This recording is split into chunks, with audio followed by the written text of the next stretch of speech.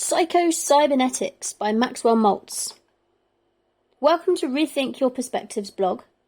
This book was first suggested to me in several of the Thinking into Results lessons created by Bob Proctor and Sandy Galler at the Proctor Gallagher Institute, as well as in many of the live calls, mentoring sessions and other videos I've been watching during my journey, and is one that I highly recommend to all during my own live sessions. It is a truly revolutionary book. Considering it was first published in 1960, it is astounding to me that it has not become a key text in schools around the world, as the information contained within would make every single human a better and more productive person, not only for the good of our species, but for them as individuals as well. The book is available in most good bookshops, online and in person, and I highly recommend you get yourself a copy if my write-ups resonate with you. I hope they do the book justice, but they are only small snippets. Stay tuned for my reviews over the next couple of weeks as I repopulate and update these blog posts, which were originally written in 2022. My version of the book has space for reflection on each of the chapters, so I have included my thoughts at the bottom of each of the chapter summaries. NB. Thinking into Results is a life-altering program that opens your mind to the limitless possibilities you have within you. Using 12 lessons, ranging from adjusting your self-image through leadership qualities and praxis to the knowing-doing gap, this program is designed and proven to change your life in every way in your relationships, finances, careers, well-being, and many other areas of your life. Get in touch if you want to know more about this program. Chapter 1. The Self-Image.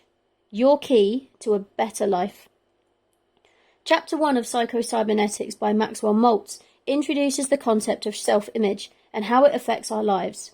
Imagine your self-image as a picture you have in your mind of yourself. This picture can be positive or negative, and it influences how you feel and behave. Your self-image is a mental blueprint of yourself. It's the conception of the sort of person we are, built from beliefs mostly formed by past experiences, successes and failures, or from the way other people have reacted to us. All of our actions, feelings, behaviours and abilities are in with our self-image, which means we can change it. You must find yourself adequate to you, a self-image you can live with in order to really live, a self you can trust and believe in, not be ashamed of, and can express creatively rather than hide. You have to live with yourself 24/7, so be a person you can be proud of, someone you want to be, with no mind as to who someone else wants you to be. Maltz explains that our self-image is like a thermostat that controls our actions and decisions. If you see yourself as confident and capable, you are more likely to succeed. But if you see yourself as unworthy or incapable, you may struggle to achieve your goals. There is a life instinct in each of us that is forever working towards health, happiness, and more life. It works for you if you let it through our creative or success mechanism, but it cannot work if you don't give it something to work for or continually block it by too much thinking about how to do or get something you want. A goal-striving servo mechanism. However, our subconscious is not just a mind. It's more like a goal-striving servo mechanism consisting of our brain and nervous system, which are used and directed by a mind. Our creative mechanism will work automatically and impersonally to achieve goals of success and happiness, or unhappiness and failure, depending on the goals you create. You choose whether you give it positive or negative goals. Our brain and nervous system are always following the direction given by the images we think about. Regardless of the conscious/subconscious, they will run with and strive to achieve whatever you give it. We need to learn, practice and experience new ways of thinking, imagining, remembering and acting to develop an adequate and realistic self-image, and then use our creative mechanism positively in order to succeed and reach our potential. And as Maltz said, if you can remember, worry or tie your shoe, you can succeed. How to integrate this chapter into your own life. To integrate the lessons from this chapter into your daily life, here are some useful tips. Number 1. Positive affirmations. Start your day by saying positive things about yourself. For example, I am smart and capable. Repeat these affirmations throughout the day to reinforce a positive self-image. 2. Visualization. Close your eyes and imagine yourself achieving your goals. Picture yourself succeeding and feeling happy and proud. This can boost your confidence and motivation. 3. Challenge negative thoughts. Whenever you catch yourself thinking negatively about yourself, challenge those thoughts. Ask yourself if they are true or if they are just limiting beliefs holding you back. 4. Set realistic goals.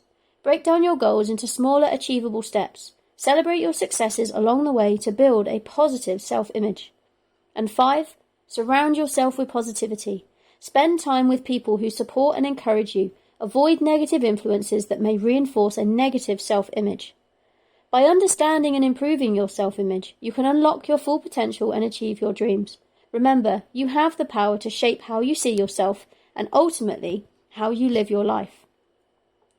The copy of the book that I have has spaces after each chapter to write and reflect on an experience from your past that is explained by the principles given in this chapter. This is what came up for me. Negatively, I could speak French like a native when I was around 8 years old from holidays in France when I was little, but I was told repeatedly it was wrong by a French teacher at school who took great pride in pointing out my every mistake to the whole class. So I decided, obviously, I couldn't speak French, and I haven't been able to since. On the positive side, I could always see myself travelling around the world, but didn't have the money. I managed to do it anyway through lots of schemes, saving vouchers and the like. I believed I could, and I took the steps. Gained the knowledge on how to travel on a smaller budget, and succeeded in 2014. Another positive? I have never failed anything I believed I could pass. I've always felt that there is more to life, like something inside was pulling me in a different direction to where I was going. Now I have the information and steps to follow where it was pulling me, rather than continuing in the preordained, expected direction that humans seem to follow. Go to school, get a job, usually which you don't like, but which pays the bills, retire, die. I'm building my self-confidence to do what I choose to do, regardless of any possible criticism. I can't read minds, so most of the criticism we expect to receive usually isn't going to happen, but it's what we think will happen based on how we would react. I am happy to report progress is ongoing. What do you think? What's coming up for you after reading this summary? Comment below your takeaways and how you'll use this chapter to better inform your life. You can comment below this video or directly onto the blog on my website or LinkedIn articles. To your success, Jaiye.